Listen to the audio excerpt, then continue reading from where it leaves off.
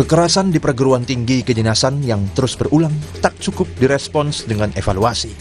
Perlu pembenahan sistem pendidikan secara menyeluruh. Tidak ada data resmi soal ini, tetapi dari tahun ke tahun selalu saja ada pemberitaan tentang kasus kekerasan di perguruan tinggi kedinasan. Bahkan beberapa di antaranya berujung kematian. Kasus terakhir terjadi di Sekolah Tinggi Ilmu Pelayaran STIP Jakarta yang mengakibatkan seorang mahasiswa atau taruna meninggal dunia. Seperti kasus di STIP, kasus-kasus lainnya umumnya terjadi di perguruan tinggi kedinasan yang menerapkan pendidikan semi militer. Namun, alih-alih membentuk mental dan menumbuhkan kedisiplinan, sistem pendidikan ini seringkali justru menumbuhkan tradisi kekerasan di kampus. Tradisi ini semakin subur dengan adanya pola pembinaan oleh senior. Dengan dalih untuk menegakkan disiplin, siswa senior berhak menghukum siswa junior.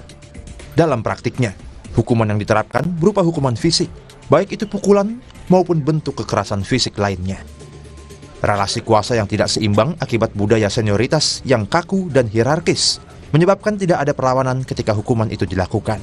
Bahkan tak jarang, kasus kekerasan ditutupi dengan alasan demi nama baik kampus dan dianggap wajar.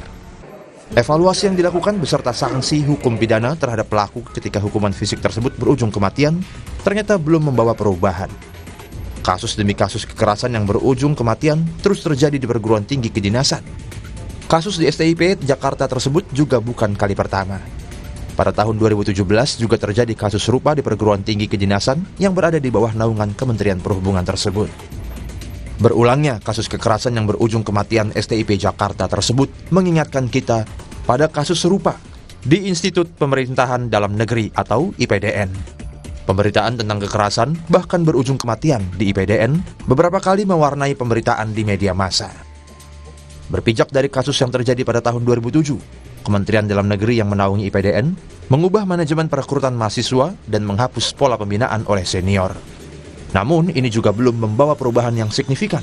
Kasus kekerasan fisik yang berujung kematian tetap saja terjadi di IPDN pada tahun 2008. Setiap sistem pendidikan tentu bertujuan baik. Demikian juga pendidikan semi militer yang bertujuan menumbuhkan karakter disiplin serta jiwa nasionalisme dan kepemimpinan.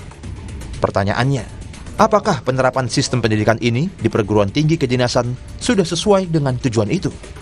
Kasus kekerasan di perguruan tinggi kedinasan sudah terlalu banyak. Kasus-kasus yang terjadi juga tak kunjung memberikan pelajaran bagi para pemangku kepentingan terkait. Untuk ini, perlu pembenahan sistem pendidikan di sekolah tinggi kedinasan secara menyeluruh.